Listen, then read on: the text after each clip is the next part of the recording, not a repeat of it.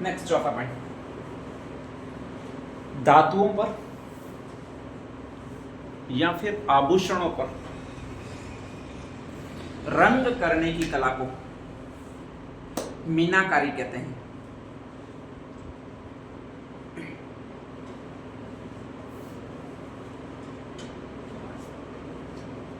देखो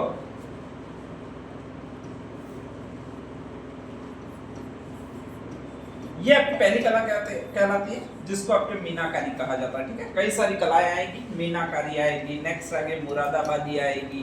ठीक है, नेक्स्ट आगे एक और शब्द आएगा, वो आपके कोफ्तगिरी होगा, थोड़ा थोड़ा सा ध्यान रख लीजिएगा।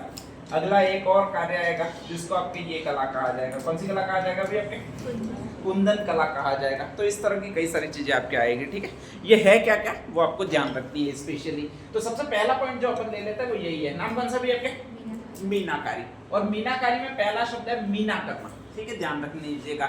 मीना एक उर्दू शब्द है, इसका मतलब ये होता है रंग करना, किसी भी चीज को रंग करके चमकाना। इसी शब्द को ये कहा जाता है, क्या कहा जाता है आपके? मीना करना कहा जाता है। ठीक है, इसी को मीनाकारी कहा जाता है। ठीक है, ध्यान रख लीजिएगा। आपके जो भी ये प्रसाधन सामग्री होती है, मतलब ये जो भी मुंह पर लगाते हो फाउंडेशन सारा, ठीक है, तो आपकी भी उस समय चेंजिंग होती है पोजीशन, तो इसको भी आप यही बोलते हो। क्या करना बोलते हो भाई? अरबी भाषा में मीनाकारी बोलते हो। ठीक है, तो यहाँ तो सजना सवरना उसको बोल सकते हो, या फिर नेक्स्ट आगे ये रंग वगैरह जितना भी लगाते हो ब्राउन, तो उसको कहा जाएगा, वो मीनाकारी कहा जाएगा। अब एक्चुअल में हुआ क्या है, तो भारत का नया नया सम्राट बना है, अकबर बना है। ठीक है, उससे पहले इतनी ज्यादा ये ऐसी चीजें भारत में अवेलेबल नहीं थी, सजने सजाने वाली अवेलेबल नहीं थी। ठीक है, हम बना सकते थे तो एक सफेद बाटा ले लेते थे, सफेद बाटा हमें बहुत ज्यादा मिलता था मकराना में। ठीक है, और उससे ऊंची ऊंची बिल्डिंगें जरूर बना सकते थे, ध्यान रख लीजिएगा। लेकिन छोटे छोटे बर्तनों को सजाने की कलाकारी वो हमारे पास नहीं थी। ठीक है, अकबर जैसे ही सम्राट बना तो लगभग उसका भारत पर अधिकार हो गया, आसानी से हो गया। यहाँ के राजपूतों ने बहुत जबरदस्त साथ दिया उसका, बहुत जबरदस्त साथ दिया का मतलब कछवा जो वंश आपके जयपुर, उसने तो मुगल सल्तनत को जमाने में ही उसका प्रारंभिक योगदान है।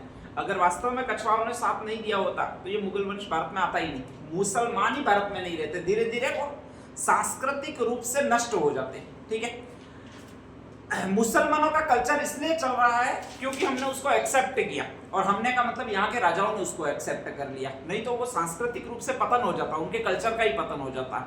लेकिन जैसे जैसे यहाँ की बहू बेटियां वगैरह की जो बेटियां थी उनकी धीरे धीरे उसमें शादी करवाई गई, और जैसे ही शादी करवाई गई तो उनके कल्चर को हमने भी एक्सेप्ट किया, वरना वो यहाँ तो कन्वर्ट हो जाते, पूरे पूरे मुसलमान ही कन्वर्ट हो जाते अगर नहीं किया होता तो। या फिर सेकंड ऑप्शन ये होता कि यहाँ से ये संस्कृति नष्ट हो जाती और ये वापस पलायित कर जाते। लेकिन जयपुर के कछवा वंश का योगदान कि आज तक पूरा देश भुगत रहा है, ध्यान रख लीजिएगा। तो वही सारी चीजें हुई है वो आपके अकबर के काल में हुई है। अकबर कहा जाता है कि पहले एक जगह पर गया जिसका नाम था दमिश्क, सीरिया में आता है, ध्यान रख लीजिएगा। ठीक है, और सीरियन लोग ऐसी कलाकारी करते थे, उनके पास और कुछ नहीं था, सोने चांदी इतनी थी नहीं। ठीक है, अपने यहाँ पर सोना और चांदी बहुत जबरदस्त था, तो कोई भी राजा बनता था तो उसके सिंहासन में सोना चांदी जड़ दिया जाता था, सिंहासन अपने आप चमकने लग जाता था।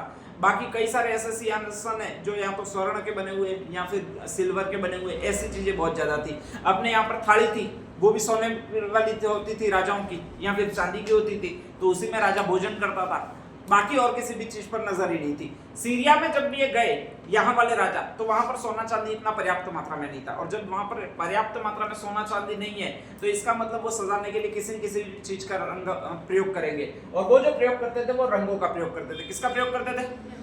रंगों का प्रयोग करते थे। ठीक है, ध्यान रख लीजिएगा। अब वो रंगों का प्रयोग करते थे, उसमें नई बात क्या थी? तो नई बात यह थी कि अगर अपन भी रंग थाली में लगा देते और फिर चूरमा लेते तो चूरमे के साथ साथ रंग भी आ जाता है। ठीक है, ध्यान रख लीजिएगा, रहता नहीं है। तो ऐसी कंडीशन में हमने ये देखा कि यार ये ऐसा कौन सा रंग है जो थाली में लगाया हुआ है लेकिन चूरमे के साथ अंदर नहीं आता, बाटी के साथ अंदर नहीं आता। ठीक है, ध्यान रख लीजिएगा, कम से कम थाली में ही चिपका रहता है। ठीक है, तो उन्होंने बताया कि यार हमारे पास एक ऐसी कलाकारी है जिसको आपके कहा जाता है, कौन सी कारी कहा जाता है भाई? आपके मीनाकारी कहा जाता है। ठीक है, ध्यान रख लीजिएगा। इसमें हम विभिन्न धातुओं को रंग सकते हैं, और रंग है वो बिल्कुल छोड़ेगा नहीं, हमेशा चमकीला चमकीला ही रहेगा, ध्यान रख लीजिएगा। और इसी कारीगरी को जो हमारे कहा जाता है वो मीनाकारी कहा जाता है। ये दमिश्क वालों ने बताया। जब दमिश्क वालों ने बताया तो स्पेशली बहुत अच्छा लगा, वो अकबर को अच्छा लगा, और अकबर उस कुछ कारीगर थे वो अपने आगरा में ले आया। अब मानसिंह का फुआ जी है वो अकबर है, ध्यान रख लीजिएगा। तो ऐसी कंडीशन में मान सिंह अकबर के दरबार में गया और वहां पर सारे कारीगर थे, वो ये कार्य कर रहे थे। कौन से कार्य कर रहे थे भाई? आपके मीनाकारी, बर्तनों को सजा रहे थे और बर्तनों को विभिन्न रंगों के माध्यम से वगैरह इस तरह से सजा रहे थे, ठीक है। उसको भी ये पसंद आया, तो वो उन्हीं कारीगरों को निकाल कर अपने यहाँ पर ले आया। आप स्पेशली कहाँ पर ले आया? जयपुर में, ठीक है। और जयपुर में मीनाकारी की शुरुआत की वो आपके मान सिंह ने की है। किसने की है? मान सिंह, जो कि अकबर का क्या कहलाएगा भाई? आपके अरे अकबर फुआ जी थे, अकबर का फुआ जी थोड़ा वो, ठीक है, ध्यान रख लीजिएगा। क्या कहलाएगा? भतीजा कहलाएगा, ठीक है, ध्यान रख लीजिएगा। तो उसने ये कार्य शुरू किया। अब इसमें यही होता है कि धातुओं पर आपके रंगों की जड़ाई की जाती है या ऐसे रंग लगाए जाते हैं जो वापस खुले नहीं, तो उसी को आपके स्पेशली कहा जाता है, वो ये कहा जाता है, क्या कहा जाता है भाई? आपके मीनाकारी कहा जाता है, ठीक है, ध्यान रख लीजिएगा। नेक्स्ट आगे, इस मीनाकारी में होता क्या है? तो यहाँ तो ये बीच बीच में आपको सफेद रंग दिख रहा होगा, इस तरह से मीनाकारी की जाती है, ये सारा सफेद रंग दिख रहा होगा, ध्यान रख लीजिएगा, ठीक है। तो इसको कहा जाता है सफेद चवली। क्या कहा जाता है? सफेद चवली, ठीक है, ध्यान रख लीजिएगा। या फिर ऐसी मीनाकारी की जाती है कि ये चारों ओर आपको लाल रंग दिख रहा होगा, ऐसी मीनाकारी की जाती है कि मतलब नीचे आपको लाल रंग दिखेगा, ठीक है, ध्यान रख लीजिएगा। तो इसको कहा जाता है लाल जमीन। क्या कहा जाता है? लाल जमीन, ठीक है, ध्यान रख लीजिएगा। या फिर ये एक और रंग दिख रहा होगा, अलग ही रंग ये होता है, वो वैसा दिख रहा होगा, ध्यान रख लीजिएगा। इसको कहा जाता है शबनम। क्या कहा जाता है? शबनम, ठीक है, ध्यान रख लीजिएगा। और दूसरा है कोई भी डिजाइन बना दो, उसको कहा जाता है तैयारी। क्या कहा जाता है अभी? आपके तैयारी, ध्यान रख लीजिएगा, ठीक है। तो सफेद चमड़ी है एक, तो ये ऊपर वाला दिख रहा है वैसे वैसे, ये पूरी जमीन है, उसको लाल जमीन कहा जाता है, ध्यान रख लीजिएगा। एक इसको जो कहा जाता है वो मैंने बता दिया आपको, क्या बता दिया? शबनम। और एक और शब्द रहता है, वो क्या रहता है भाई? आपके तैयारी, ठीक है। टोटल कितने प्रकार हो गए आपके? 4 प्रकार हो गए, ध्यान रख लीजिएगा। तो मीनाकारी के टोटल प्रकार है वो 4 प्रकार है। इसमें से हाईएस्ट टफ जो होता है वो ये रंग करना होता है, व्हाइट रंग करना होता है, ठीक है, ध्यान रख लीजिएगा। व्हाइट रंग स्पेशली होता नहीं है, तो सबसे ज्यादा होता है वो व्हाइट रंग करना होता है। सबसे आसान होता है वो लास्ट वाला, कोई भी मिक्सअप का चित्र बना दो, ये होता है, ठीक है। और इसी पूरी कला को जो कहा जाता है वो मीनाकारी कहा जाता है। तो आपके 2-3 प्रश्न आएंगे। एक तो धातुओं पर रंग जड़ने की क्रिया क्या कहलाती है, या रंग चढ़ाने की क्रिया कहलाती है, क्या कहलाती है? राज सिंहासन, राजा के मुकुट, ठीक है, उनको रंग करके विशेष तरीके से सजाने की क्रिया क्या कहलाती है? तो वो यही शब्द है। शब्द कौन सा? आपके मीनाकारी है, ध्यान रख लीजिएगा, ठीक है। नेक्स्ट आगे सेकंड क्वेश्चन आएगा कि मीनाकारी को भारत में कौन लाया था? तो राजा कौन सा है? अरे भारत में कौन लाया था? अकबर। कहां से लाया था? दमिश्क, सीरिया की राजधानी है, ठीक है। अभी सीरिया में तो वर्ल्ड वॉर चल ही रहे, रेगुलर लड़ाई करते रहते हैं ऐसे लोग हैं, तो वो सीरिया की राजधानी है, ध्यान रख लीजिएगा। और स्पेशली मीनाकारी 4 प्रकार की होती है, एक सफेद जमीन, एक अरे सफेद चमड़ी, लाल जमीन और शबनम तैयारी, ठीक है। ये 4 है वो मीनाकारी के आपके प्रकार है। तो पहली चीज तो यही ध्यान रखनी है कि यही आपके मीनाकारी है, ठीक है, ध्यान रख लीजिएगा।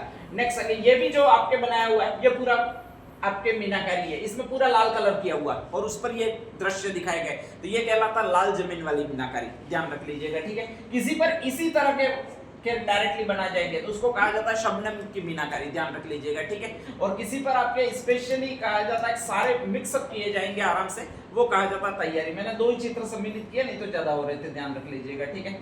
नेक्स्ट आगे दूसरा काम, दूसरा अपन देख लेते हैं। एक और शानदार है, ये आप लोटा देख रहे होंगे, पित्तल का बना हुआ है, ठीक है, ध्यान रख लीजिएगा। पहले जमाने में क्या हुआ था कि स्पेशली ये आपके जो भी ये राजा महाराजा वगैरह थे उनके लिए भी बर्तन तो वही रहेंगे, राजा महाराजा तो ऐसा था नहीं, बर्तन का रूप ही बदल जाएगा। लेकिन एक गरीब आदमी और एक राजा महाराजा के बर्तनों में भिन्नता होनी चाहिए, नहीं तो फिर दिक्कत है, उसके राजा बनने का क्या मतलब रहा, ठीक है, ध्यान रख लीजिएगा। तो ऐसी कंडीशन में उसके बर्तनों को आपके स्पेशली मना अलग से बनाया गया, ठीक है। और उसके बर्तनों को अलग से बनाने के लिए उस पर कारीगरी की गई स्पेशली, इसी को कहा जाता है मुरादाबादी। क्या कहा जाता है? मुरादाबादी, ठीक है, ध्यान रख लीजिएगा। जो आपके मीनाकारी है उसमें और इसमें डिफरेंट ये है कि मीनाकारी है वो धातुओं पर की जाती है, धातुओं का मतलब सोना चांदी इन पर की जाती है, ठीक है। पहले वाले राजाओं के सिंहासन होते थे वो भी सोने चांदी के रहते थे, जो भी प्लेटें वगैरह रहती थी वो भी सोने चांदी की रहती थी, ध्यान रख लीजिएगा। तो सोने चांदी पर अगर रंगों की डिजाइन की जाती है तो उसको तो कहा जाता है मीनाकारी, ध्यान रख लीजिएगा, ठीक है। दूसरा है पित्तल के बर्तनों को अगर सजाने के लिए आप कोई काम करते हो, ये पित्तल का जो कटोरा तो कहाँ लोटा है, उस पर अगर काम किया है तो यही कहलाती है मुरादाबादी। क्या कहलाती है? मुरादाबादी, ध्यान रख लीजिएगा, ठीक है। तो मुरादाबादी सोने चांदी पर नहीं होती है, बल्कि जो भी पित्तल के स्टील के बर्तन तो उस समय थे ही नहीं, अधिकतम बर्तन होते थे वो पित्तल के यूज करते थे, सबसे ज्यादा फायदेमंद बर्तन होता है वो यही होता है, आपके पित्तल का लोटा सबसे ज्यादा फायदेमंद है। सुबह सुबह पानी पीजिए, कभी घुटनों में दर्द नहीं होगा अगर किसी का हो रहा है, ठीक है, ध्यान रख लीजिएगा। लेकिन सुबह सुबह पानी पीजिए मतलब इस लोटे से पानी पीना है, रात को इसमें भर के रखना है, ध्यान रख लीजिएगा, ठीक है। तो उससे घुटनों में वगैरह दर्द होते हैं वो खत्म हो जाता है आपके। तो यही जो काम कहलाता है वो मुरादाबादी कहलाता है। अब ये भी डिजाइन है, स्पेशली धातुओं पर रंग किया गया है, तो ये भी बाहर से ही आई है, और बाहर से आई है इसका मतलब दमिश्क साइड से ही आई है, ठीक है, ध्यान रख लीजिएगा। अब ये होता कहाँ पर है, तो आपके मीनाकारी सर्वाधिक कहाँ पर होती थी, जयपुर में होती थी, ठीक है। मुरादाबादी हाईएस्ट होती है, एक तो जयपुर है, जयपुर बड़ा स्टेट था आपके, वहां का राजा इतना खर्चा कर सकता था कि सारों बर्तनों पर ऐसी कलाकारी कर सके, ठीक है। जयपुर के बाद राजस्थान में बड़ा स्टेट कौन सा हो जहां पर पैसा ज्यादा होगा, या बड़ी रियासत कौन सी ऐसी, सेकंड नंबर पर है उदयपुर। कौन सी है भैया आपके, उदयपुर। जोधपुर है लेकिन वो रेगिस्तान पड़ जाता है, ध्यान रख लीजिएगा। तो ये जयपुर के बाद सेकंड नंबर पर जो यहाँ पर ये काम किया जाता है वो उदयपुर में किया जाता है, और इसका जो नाम है वो कहलाता है मुरादाबादी। क्या कहलाता है, मुरादाबादी, ठीक है, ध्यान रख लीजिएगा। तो मुरादाबादी याद कर लेना, पित्तल के बर्तनों पर कलाकृति की जाती है, वही आपके जो कहलाएगी वो मुरादाबादी कहलाएगी, ठीक है, ध्यान रख लीजिएगा। नेक्स्ट आगे अगला ये है आपके, अच्छा ये दिख क्या रहा है आपको इस चित्र में, अरे इसमें दिख क्या रहा है पूछ रहा हूँ, आपको क्या दिख रहा है पूछ रहा हूँ, और कुछ नहीं पूछ रहा हूँ। नेक्स्ट आगे ये एक्चुअल में है क्या, डब्बी है स्पेशली, ठीक है, आपके छोटी सी डब्बी चूना रखने की वगैरह होती है, वैसे कैसे जो चूना नहीं रखो, सौंफ रखने की डब्बी होती है, यहाँ पाने रखने की डब्बी होती है, ऐसे कैसे डब्बी होती है। पहले जमाने में ये लोग जो होते थे वो एक दूसरे को संदेश भेजा करते थे, एक दूसरे राजाओं को, ध्यान रख लीजिएगा, या फिर कोई कीमती चीज इसमें रखते थे, तो ये राजा महाराजाओं की डब्बी थी स्पेशली, ठीक है, लकड़ी की बनी हुई होती थी, और उसमें राजा महाराजाओं की डब्बी फिर सिंपल होगी नहीं, और सिंपल नहीं होगी तो इस पर सोने चांदी की जड़ावट की जाएगी। ये जितने भी आपको तार दिख रहे हैं डिजाइन वाले वो सोने के तार हैं, ठीक है, ध्यान रख लीजिएगा। राजा महाराजा बनने का यही लक्षण होता है पहला कि ऐसी चीजें अपने पास उपलब्ध होनी चाहिए। तो कहा जाता है कि ये सोने के तार होते थे, और इसी को एक शब्द कहा जाता था, वो तारकशी कहा जाता था। क्या कहा जाता था, तारकशी, ठीक है। तारकशी का मतलब ये है तारों को कसना, और तार कैसे होने चाहिए, या तो सोने के आने चाहिए, अगर कोई गरीब राजा है तो किसके होने चाहिए, चांदी के होने चाहिए, ठीक है। पित्तल के लेने वो नहीं है, ध्यान रख लीजिएगा, नहीं तो आप में आ जाओगे, वो गरीब ज्यादा गरीब हो जाएगा, फिर वो मतलब नहीं रह जाएगा, ठीक है। तो ये जो कहलाता है वो तारकशी कहलाता है। अब तारकशी हाईएस्ट फेमस कहा की है, ठीक है, ध्यान रख लीजिएगा। तो ये तारकशी जो सबसे पहले ज्यादा अस्तित्व में आई है वो आपके नाथद्वारा में आई है। नाथद्वारा में आपका श्री वल्लभ संप्रदाय है, श्री कृष्ण का मंदिर है, और वहां पर ऐसी चीजें बहुत ज्यादा मिलती है, ध्यान रख लीजिएगा, ठीक है। तो नाथद्वारा जो एक प्लेस है राजसमंद में, वहां पर हाईएस्ट आपके चीजें निर्माण की जाती है, वो तारकशी वाली चीजें निर्माण की जाती है, ठीक है, इसमें और कुछ नहीं है। नेक्स्ट, हाँ ये देखो, ये ऐसी संदूक है छोटा सा, इसके ऊपर ये सारी तरफ तारकशी की गई है। ये जो डिजाइन है वो इस तरह की दिख रही है, ठीक है, ये कोई कलर से डिजाइन नहीं बनाई गई है, बल्कि आपके स्पेशली सोने को चिपकाया गया है, ध्यान रख लीजिएगा, ठीक है। तो ये सोने को चिपकाने वाली जो भी डिजाइन है वो आपके तारकशी कहलाती है, और हाईएस्ट ये तारकशी फेमस है वो आपके नाथद्वारा की है, ठीक है। नेक्स्ट आगे एक और शब्द मिलेगा आपको, इसको कहा जाएगा, अच्छा ये बता देते हैं, चलो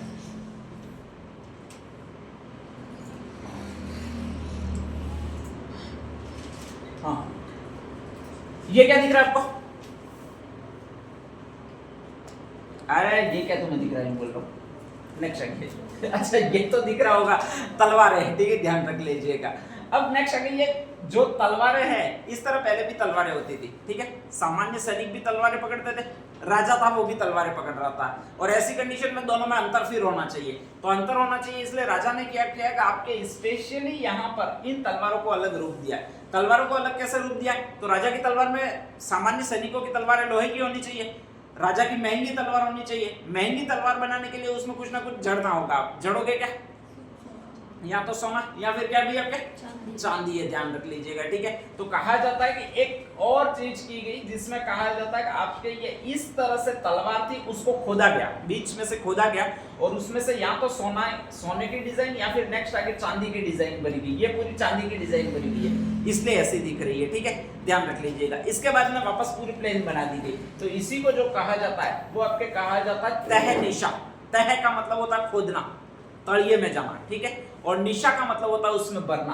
तो ये जो होता है वो तह निशा होता है, आपके ध्यान रख लीजिएगा। और इसमें है क्या, तो सोने या चांदी की जो तलवारें होती थी उनमें पहले खोदा जाता था, मतलब इस तरह से डिजाइन खोदी जाती थी, और इसमें सोना या चांदी की पतली प्लेट भरी जाती थी, पूरी पूरी परत भरी जाती थी, और इसी को कहा जाता था तह निशा। क्या कहा जाता था, तहनीशा। तहनीशा भी वही होगी जहाँ का राजा बहुत ज्यादा धनवान होगा। राजस्थान में हाईएस्ट धनवान राजा होगा वो जयपुर का ही होगा, ध्यान रख लीजिएगा, ठीक है। बाकी अपने यहाँ वाले राजा है उनके लिए तो अपन सुनते हैं कि महाराणा प्रताप थे कहीं घूमते रहे, नेक्स्ट में कहा जाता है बिलावन रोटी लेकर भाग गया, तो इसका मतलब धनवान नहीं होंगे। और धनवान नहीं अगर राजा है तो ऐसा काम कर ही नहीं सकते कि सोने चांदी की तलवारें रखे, ध्यान रख लीजिएगा, ठीक है। राजस्थान में हाईएस्ट आपके जो राजा है धनवान वो कहाँ के, जयपुर। तो तहनीशा डिजाइन है वो भी वही की है, कहां पर की है भाई आपके, जयपुर की है। जयपुर के साथ साथ एक सटा हुआ प्रदेश और है अलवर, उनके देखा देश की कहा जाता है तहनीशा है, वो अलवर में भी अपनाई गई थी, ध्यान रख लीजिएगा। तो ये जो कहलाता है वो आपके तहनीशा डिजाइन कहलाती है, और इसमें तलवारों को खोद कर आपके स्पेशली सोने या चांदी की डिजाइन बनना है, ये पूरा तहनीशा का काम है, ध्यान रख लीजिएगा, ठीक है। नेक्स्ट आगे अगला एक और ये काम है, और उसको कहा जाता है आपके कोफ्तगिरी, ध्यान रख लीजिएगा। अब ये कोफ्तगिरी कहलाता क्या है, तो कोफ्तगिरी का मतलब होता है कोई भी फौलाद की वस्तु। कोफ्त में आप अगर लिखोगे स्पेशली फौलाद ही आएगा, ध्यान रख लीजिएगा, ठीक है। ये जैसे कि मैंने आपके एक लिख दिया शब्द कोफ्तगिरी, और इसमें फ से आपको ध्यान रखना है फौलाद की वस्तु, और फौलाद अपन जो कहते हैं वो आपके एक शब्द को कहते हैं, किसको कहते हैं भाई आपके, लोहे को कहते हैं, ध्यान रख लीजिएगा, ठीक है। तो लोहे की अगर कोई भी वस्तु है, और लोहे की वस्तु पुराने जमाने में तलवार ही होगी और कुछ नहीं होगी, ध्यान रख लीजिएगा। तो ये तलवार है, उस पर अगर आपके सोने चांदी की जड़ावट करके स्पेशली ऊपर जड़ावट की गई है, ध्यान रख लीजिएगा, अंदर नहीं भरा हुआ है। अगर सोने चांदी को अंदर भर देते हो तो वो तो क्या कहलाएगा आपके तहनीशा, ठीक है, ध्यान रख लीजिएगा। फौलाद की वस्तुओं को ऊपर सोने चांदी की अगर डिजाइन बनाई जाती है, ध्यान रख लीजिएगा, तो वो जो शब्द कहलाता है वो क्या कहलाएगा भाई आपके, कोफ्तगिरी कहलाएगा, ठीक है, ध्यान रख लीजिएगा। अब ये भी तभी बनाया जाता था जब आपके कोई राजा महाराजा है वो बहुत महंगे शौक रखते हो, महंगी तलवार रखना चाहते हो, और इसलिए कहा जाता है सोने चांदी की डिजाइन बनवाई जाती थी ऊपर।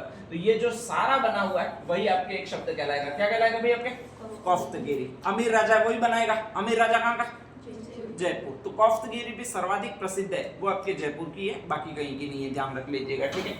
नेक्स्ट आगे अगला शब्द, ये सारी कोफ्तगिरी है, ये देखो ये चांदी का पूरा बनाया हुआ है, ठीक है, चांदी की जड़ावट की गई है आपके, ध्यान रख लीजिएगा। हाँ नेक्स्ट आगे, ये एक आपको बर्तन दिखेगा, ठीक है, कौन सा रंग का, ब्लू, ठीक है, नीला, ध्यान रख लीजिएगा। इसी को आपके स्पेशली कहा जाता है वो ब्लू पॉटरी कहा जाता है। ब्लू पॉटरी का जनक कौन पढ़ते हो, अरे ब्लू पॉटरी का जनक कौन पढ़ते हो आप, पहला गलत आंसर, कृपाल सिंह शेखावत। क्या नाम है, कृपाल सिंह शेखावत, ठीक है। कहां के रहने वाले, जयपुर के। कहां के रहने वाले, जयपुर के रहने वाले, ध्यान रख लीजिएगा, ठीक है। नेक्स्ट आगे, जो भी आपका अकबर है उसका बाप हुमायूं है, हुमायूं का बाप बाबर है। आया था वो आपके उज्बेकिस्तान से आया था। उज्बेकिस्तान स्पेशली ठंडा प्रदेश है, भारत के ऊपर चीन है, चीन के ऊपर और उज्बेकिस्तान पड़ता है, ठीक है, बहुत ठंडा प्रदेश है। अपने भी यहाँ पर ठंड होती है अभी, ध्यान रख लीजिएगा, वो हिमालय पर्वत है इसलिए थोड़ी गर्मी बढ़ जाती है, सर्द हवाएं होती है वो आती नहीं है। बाकी भारत में भी बहुत भयंकर ठंड पड़ती है अगर हिमालय पर्वत नहीं होता तो ये हिमालय पर्वत के उत्तर में, हिमालय पर्वत के उत्तर में इसका मतलब वहां पर बहुत ज्यादा ठंड पड़ेगी, ध्यान रख लीजिएगा।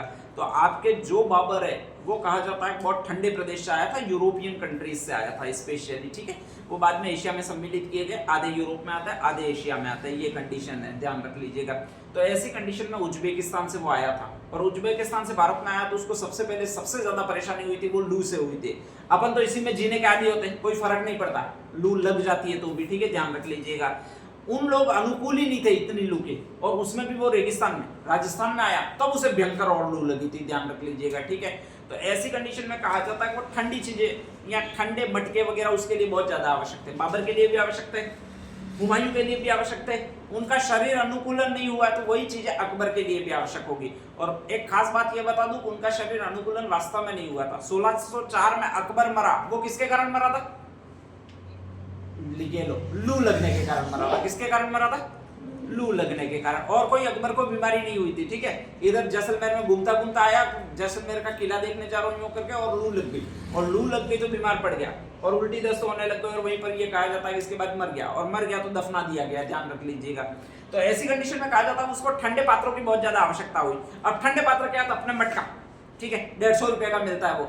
नेक्स्ट आगे तो वो उसके लिए वही ले गए, ठंडा पात्र ले गए। अब ठंडा पात्र जैसे ही अकबर के लिए ले गए तो फिर प्रॉब्लम होगी कि अपने लिए भी 150 रुपए का मटका था, अकबर के लिए भी कितना रुपए का मटका था, 150 रुपए का मटका था। राजा का मटका अगर 150 रुपए का हो तो फिर दिक्कत है, ठीक है, थोड़ा ज्यादा बड़ा होना चाहिए या फिर ज्यादा महंगा होना चाहिए। तो अकबर को ये बात नागवार गुजरी, तो उसने कहा कि इसको सजा, कुछ ना कुछ तुम इसको करो जिससे पानी भी ठंडा रहे और कम से कम लगे कि यार कुछ है। तो उसके कुछ लोग थे वो अलग अलग देशों में घूमने गए और फिर कहा जाता है वहीं गए जहां पर दमिश्क नामक एक जगह है सीरिया की, ठीक है, वहीं पर कहा जाता है मटकों पर कारीगरी होती थी और इसी कारीगर को जो कहा जाता है वो आपके एक कहा जाता है ब्लू पोट्री। क्या कहा जाता है?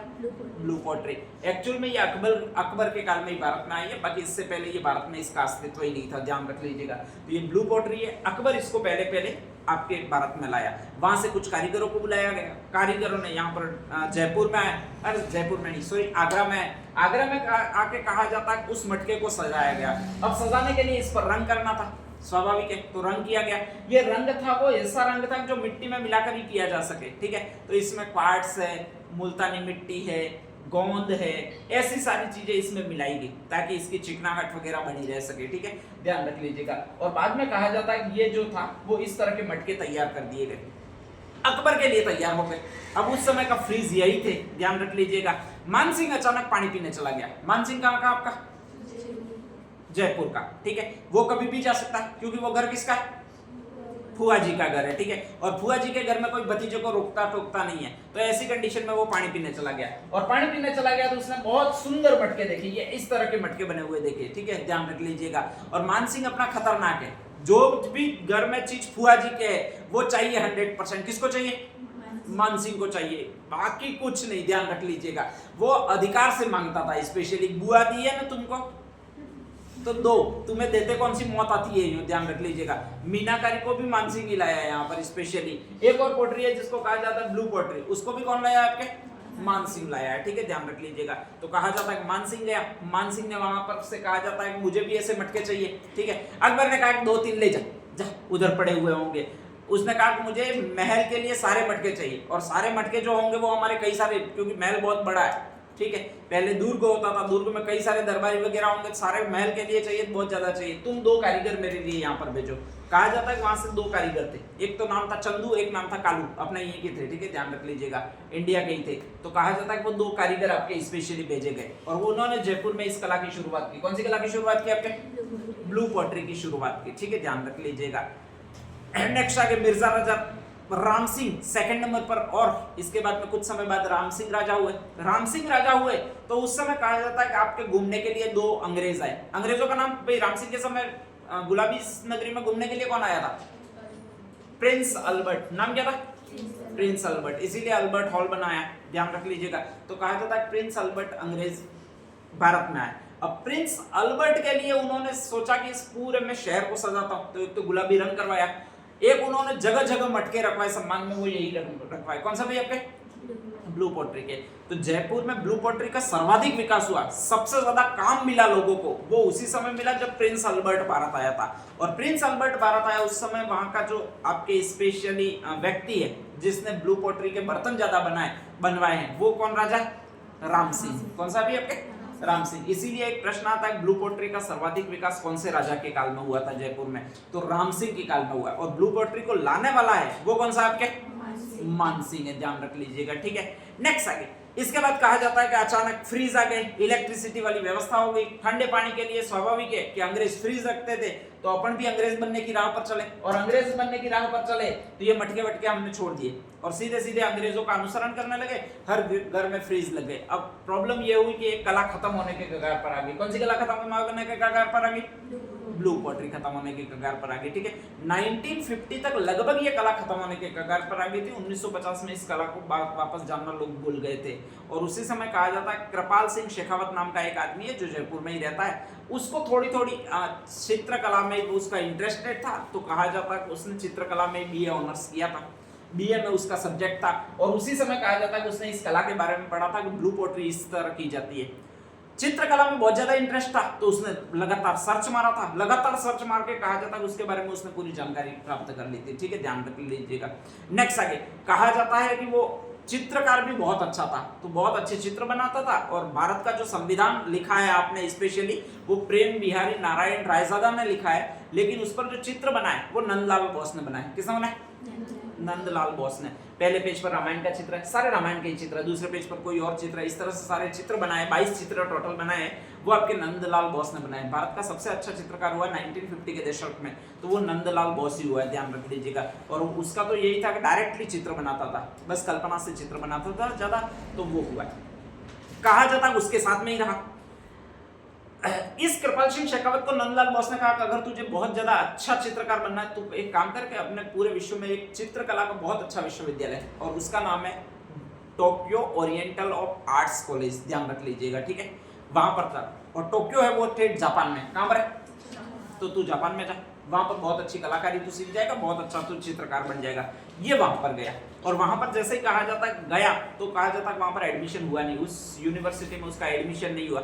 और कहा जाता है कि यूनिवर्सिटी में जब एडमिशन हो तभी इसको छात्रवृत्ति मिलती थी, तो छात्रवृत्ति इसको मिली नहीं। अब नेक्स्ट आगे अपन यहाँ पर होते हैं तो मम्मी पापा मासी किसी को बुला लेते हैं फोन करके, वहां पर बुलाए किसको, जापान में किसको बुलाए, ठीक है, ध्यान रख लीजिएगा। तो ऐसी कंडीशन में जो कृपाल सिंह शेखावत है वो वहां पर आपके पारंपरिक जो लोग मटके वटके बनाते हैं, ठीक है, उनके पास गया, ठीक है, थोड़ा बहुत दिमाग ज्यादा पहले ही था। एक कला के बारे में उसने ज्यादा सुन रखा था, कौन सी कला के बारे में, ब्लू पॉटरी के बारे में, ध्यान रख लीजिएगा। तो कुछ मटके वटके थे, वो एक दो कारीगर उसके साथ में ही बना रहे थे, उनसे उसने उधार लिए, ठीक है, और कहा जाता है कि उस पर ये सारी चीजें लाके उसने इस कला को अंजाम दिया, ब्लू पॉटरी को अंजाम दिया। अब वास्तव में उसने भारत में किया होता तो उसको कोई फायदा भी नहीं होता, ठीक है, क्योंकि अपन एक तरफ वो लाल वाला मटका देखते, एक तरफ कौन सा मटका देखते, ये ब्लू पॉटरी वाला मटका देखते, फिर कहते क्या अपन, यू पानी स्टार्ट हो करे यू पानी स्टार्ट हो करे ए ना 500 रुपया है यार लेजिंगा प्लस कई लेजिंगा लाल माउस लेजिंगा। थोड़े विदेशों के लोग अपन से बहुत अच्छे हैं, ध्यान रख लीजिएगा, ठीक है। तो कहा जाता है कि ऐसी कंडीशन में जो जापानी लोग थे उन लोगों ने इन मटकों को पसंद ज्यादा किया, कौन से मटकों को, ब्लू पॉटरी वालों को पसंद किया। वो भले ही 500 रुपए देकर ले गए, वो इन्हीं मटकों को ज्यादा ले गए। Wow what a design, what a beautiful picture yo. अपन वाले होते यही कहते कि बस वो नाम तो नकली वो है इसके बाद तो खत्म झंझटी हो जाती है। तो ऐसी कंडीशन में कहा जाता है वहां वाले लोगों ने खरीदा, और वहां वाले लोगों ने खरीदा, इससे अर्निंग हुई वो कृपाल सिंह शेखावत को हुई, ठीक है, ध्यान रख लीजिएगा। कोर्स गया बाढ़ में, Tokyo oriental of arts college से कोर्स हुआ कि नहीं हुआ, लेकिन एक चीज उसको समझ में आ गई कि यार इसकी वैल्यू बहुत ज्यादा है, ध्यान रख लीजिएगा, ठीक है। अब ज्यादा से ज्यादा मैं बना कैसे सकता हूँ, उसका आइडिया ये नहीं था कि इसको भारत में बेचे, बेचना कहां पर है, जापान में, लेकिन ज्यादा से ज्यादा मैं बना कैसे सकता हूँ, और एक भारत का दिमाग था उसके पास में, ठीक है, ऐसा नहीं था। वो चाहता तो वहां पर भी काम पर दूसरे लोगों को रख सकता था, ठीक है, दूसरे लोगों को रखने के बाद में वो वहां पर ज्यादा निर्माण कर सकता था, ठीक है, ध्यान रख लीजिएगा, और ज्यादा निर्माण करके बेच के पैसे कमा सकता था। लेकिन अपना जैसे भारतीय होता है तो उसको डर लगता है कि काश मैंने यहाँ पर बनाया, इनको बताया तो कल को ये सीख जाएंगे ठीक है, जैसे ही सीख गए इसके बाद मेरे वाला कोई खरीदेगा ही नहीं। तो ऐसी कंडीशन में वो वापस यहाँ वहां से जयपुर आया, और जयपुर आकर अपने परिवार के लोगों को वगैरह इकट्ठा किया, और कहा जाता है कि इस ब्लू पॉटरी में मटके बनाने शुरू किए और वापस बेचने शुरू किए। बेचने कहां पर शुरू किए, आपके जापान में बेचने शुरू किए, ठीक है, अर्निंग बहुत ज्यादा आई, तो भारत में ये ज्यादा फेमस हुआ, ठीक है, ध्यान रख लीजिएगा। और भारत में जैसे ही ज्यादा फेमस हुआ तो फिर वही है कि आपके एक बार अगर जापान या इंग्लैंड वाले लोग किसी चीज को ले लेते हैं भारतीय को, ठीक है, और फिर अगर अपन वहां पर जाकर देखते हैं तो अपन को वो चीजें बहुत अच्छी लगती है, ध्यान रख लीजिएगा। तो ऐसी कंडीशन में भारत में भी इसका फैलाव हुआ, भाई ठेठ जापान वाले लोग ले रहे हैं तो अपन क्यों नहीं ले सकते, और अपन तो उनकी नकल ही करते हैं, तो फिर हम लेने लगे। और इससे कहा जाता है ब्लू पॉटरी का बहुत ज्यादा फैलाव हुआ, और ब्लू पॉटरी का जैसे ही फैलाव हुआ तो कहा जाता है 1974 में आपके इस कृपाल सिंह शेखावत को राष्ट्रपति पुरस्कार मिला, ठीक है। ये पूरी जर्नी है वो इस कृपाल सिंह शेखावत की है। हमेशा भगवान कभी ना कभी अच्छा ही करता है आपके साथ में, ध्यान रख लीजिएगा। अगर वो जापान गया और बीमार नहीं हुआ होता, पहली बात तो पैसों की कभी उससे दिक्कत नहीं आती। अगर वहां पर डायरेक्टली एडमिशन हो गया होता तो छात्रवृत्ति मिल जाती, पैसों की कभी दिक्कत नहीं आती। और अगर पैसों की दिक्कत नहीं आई होती तो वो ये काम कभी नहीं करता। कौन सा काम नहीं करता, ब्लू पॉटरी वाला। और अगर वो काम नहीं किया होता तो कभी कितना भी बड़ा चित्रकार बन जाता, उसको राष्ट्रपति पुरस्कार तक सम्मानित होने का मौका नहीं मिलता, ठीक है। तो शायद ये सारी उसकी हस्तरेखाओं में लिखा होगा, या फिर उसकी नियति होगी कि धीरे धीरे भगवान जो करता है वो अच्छा करता है। उसी दरमियान कहा जाता है कि उसके साथ जैसे जैसी भी विपदाएं आई, लेकिन अंतिम परिणति बहुत अच्छी रही, ठीक है, ध्यान रख लीजिएगा। और इस तरह से ब्लू पॉटरी का जो जनक माना गया वो वही आदमी माना गया जिसको आप जानते हो। कौन है भाई आपके, कृपाल सिंह शेखावत, ध्यान रख लीजिएगा, ठीक है। तो आपके ब्लू पोट्री ध्यान रखना है, कृपाल सिंह शेखावत है, जयपुर में स्पेशली है, और इसका सारा जो किया था उन्होंने वो जापान में किया था, ठीक है, ध्यान रख लीजिएगा। ये आपके ब्लू पोट्री हो जाती है। नेक्स्ट सेकंड, ये सारे जो बर्तन आपको दिख रहे होंगे ये सारे ब्लू पोट्री के ही है, बहुत महंगे दिखते हैं। ये भी अभी ये आप इतना ही जग लेने जाओगे तो शायद 10,000, 15,000, 20,000 का होगा, ठीक है, ध्यान रख लीजिएगा। आसान सस्ते बर्तन नहीं होते है, मिट्टी के ही है आपके, और कोई ये बर्तन नहीं है, ठीक है, ध्यान रख लीजिएगा। अगर लाकर अपने तरह ही भड़क देके दबड़ोगे तो फूटेगा भी सही, ऐसा नहीं है कि मनीष दोबड़ा में आको दौड़ो दुआ कराओते वो होगा ही सही। ये सारे बर्तन है, ये प्लेट है स्पेशली, ये भी ब्लू पोट्री की है, ध्यान रख लीजिएगा। इसको में गोंद वगैरह मिलाया हुआ है, ठीक है, तो गर्म खाओगे ठंडा खाओगे ऐसा कुछ नहीं, वैसे भी मिट्टी का बना हुआ है, तो मिट्टी तो आती ही नहीं है, ध्यान रख लीजिएगा। अपन मटके में पानी पीते कहाँ आती है, तो ये सारी चीजें वो आपके ब्लू पोट्री है, ठीक है, ध्यान रख लीजिएगा। नेक्स्ट आगे ये एक और चीज है जिसको आपके कहा जाता है थेवा कला। क्या कहा जाता है? थेवा कला, ध्यान रख लीजिएगा, ठीक है। अब है क्या, ये पूरा है जो बना हुआ है, नीचे वो कांच बना हुआ है, ठीक है, और इस कांच पर आपके इधर जो लगा हुआ है वो आपके एक चीज लगी हुई है। क्या लगी हुई है भाई? आपके सोना, स्वर्ण, ठीक है, ध्यान रख लीजिएगा। आपके प्रतापगढ़ बहुत गरीब एरिया, कहा जाता है वहां पर एक शॉप खोली है, और शॉप खोली है वो नाथूजी सोनी ने खोली है। किसने खोली है? नाथूजी सोनी ने, ध्यान रख लीजिएगा, ठीक है। तो कहा जाता है कि नाथूजी सोनी ने वहां पर शॉप खोली है, और शॉप में ये मंगलसूत्र जितने भी होते हैं उतने लेकर बैठ गए। गरीब एरिया, स्वाभाविक है कि अपन एक तरफ 1,10,000 रुपए का खर्चा करें और एक तरफ 110 में भी मिलता है, अच्छा अपने लिए वही रहता है, कौन सा? 110 रुपया ले लो और 2-3 सेल्फी ले लो और वापस उसको पैक करके। आजकल तो तुम 110 रुपए भी खर्चा नहीं करते हो, नहीं, वो कुछ से मंगाते हो, ऑनलाइन से मंगवाते हो, या कौन सा डिलीवरी ऐप है? अमेज़न, हाँ, अमेज़न से ही शायद मंगवाते हैं कई सारे लोग तो। और जैसे ही शादी हो जाती है पैक करके वापस भेज देते हैं और रिटर्न मांग करते हैं वापस, ध्यान रख लीजिएगा, पैसे भी रिटर्न आ जाते हैं। बहुत चालाक हो गए अपन लोग। तो ऐसी कंडीशन में कहा जाता है कोई खरीदने आ नहीं रहा था, सोना चांदी पड़ा ही हुआ था उनके पास में, तो कहा जाता है कुछ और मैं बनाऊं, उन्होंने ये सोचा, और कहा जाता है कि एक नई कला का जन्म दिया जिसको कहा जाता है थेवा कला। कौन सी कला? उन्होंने इसमें हरे कांच का प्रयोग किया गया था, और ये जो हरा कांच होता है उसी को आपके स्पेशली कहा जाता है वो बेल्जियम कांच कहा जाता है। इसको आयात किया जाता है, ये भारत में नहीं बनता था, बेल्जियम से लाया जाता है, ध्यान रख लीजिएगा। और बेल्जियम से लाकर कहा जाता है कि इस पर सोने को गर्म किया गया, सोने को पिघलाया गया, और पिघलाने के बाद इस कांच पर लगाया गया स्पेशली, ठीक है। उसकी भी एक अलग से टेक्निक होती है इनके पास में, ध्यान रख लीजिएगा, कि उसको कितने तापमान पर ठंडा करना है, कितना पिघलाना है, इस पर डिजाइन कैसे बनानी है वगैरह सारी टेक्निक होती है, ठीक है। बहुत जी तोड़ मेहनत करके उन्होंने ये टेक्निक सीखी है। और इसके बाद में कहा जाता है कि कांच पर सोने की चित्रकारी करने लगे, चित्रांकन करने लगे, सोने के कांच पर स्पेशली ये कांच पर सोने का ये निर्माण करने लगे या लगाने लगे। इसी को एक कला कहा गया। कौन सी कला कहा गया? थेवा कला। अब इसकी मांग इंडिया में ज्यादा रहेगी, कोई भी नई चीज आती है तो इंडिया में ज्यादा मांग पहले नहीं रहती है, ध्यान रख लीजिएगा, ठीक है। तो अपन तो इसको देखेंगे, देखकर वापस हो जाएंगे कि क्या पागलपन किया, फालतू काम का, ये इतना बिगाड़ दिया यूं करके। लेकिन ये वहीं पर इंग्लैंड वगैरह में जाकर बेचने लगे, और इसको इनकी लागत से 4-5 गुना ज्यादा पैसा मिलने लगा। और जब ज्यादा पैसा मिलने लगा तो उन्होंने कहा जाता है कि अपने भाई बंधुओं को यहाँ पर लगाया, ध्यान रख लीजिएगा, ठीक है। और स्पेशली ये काम करना शुरू किया, इसी तरह का काम करना शुरू किया। लगभग कहा जाता है कि इनको नाथूजी सोनी को राष्ट्रपति पुरस्कार मिला, ठीक है। अब नाथूजी सोनी जैसे ही बूढ़े हुए तो उन्होंने इस काम को सिखाया, ध्यान रख लीजिएगा, अपने पुत्र को सिखाया, जितने भी 2-3 थे उनको सिखाया, वो भी इस काम में बहुत ज्यादा माहिर हो गए, और बहुत ज्यादा माहिर हो गए तो उनको भी बाद में आपके यही पुरस्कार मिला। कौन सा पुरस्कार? हस्तकला में जो हाईएस्ट पुरस्कार होता है वो राष्ट्रपति पुरस्कार ही है, ध्यान रख लीजिएगा। तो उनको भी राष्ट्रपति पुरस्कार मिला। कहा जाता है कि उन्होंने अपने सभी बेटे बहुओं वगैरह को सिखाया, और एक घर में लगभग 8 बार राष्ट्रपति पुरस्कार मिल चुका है। कितनी बार? 8 बार मिल चुका है, ठीक है, ध्यान रख लीजिएगा। इसी नाथूजी सोनी ने पहले ये कहा है कि अपनी कला किसी को और मत सिखाना, ठीक है, ध्यान रख लीजिएगा। इसलिए आप ध्यान रख लीजिएगा, कभी भी सोनी परिवार होता है वो अपना काम किसी और को नहीं सिखाता। अगर उसके घर पे आप नौकर रह जाओ तो भी वो कैसे बनता है, कैसे आभूषण बनाते, कैसे उसमें डिजाइन बनाते, वो आपको नहीं सिखाएगा, ठीक है। आपको कहेगा कि ले झाड़ू लगा दे, ध्यान रख लीजिएगा, और कुछ पानी ले आ, इनको चाय पिला दे, इन सारे ग्राहकों को वगैरह, इनको तोल के या आभूषण दे दे, ऐसा ही काम बताएगा, ध्यान रख लीजिएगा। लेकिन कभी भी पास में, भले ही तुम 1000 साल तक उनके नौकर बन के रह जाओ, आपको पास में बैठकर, कोई छोटा मोटा सोनी नहीं सिखाता, बड़े सोनी तो बहुत दूर की बात है, ध्यान रख लीजिएगा।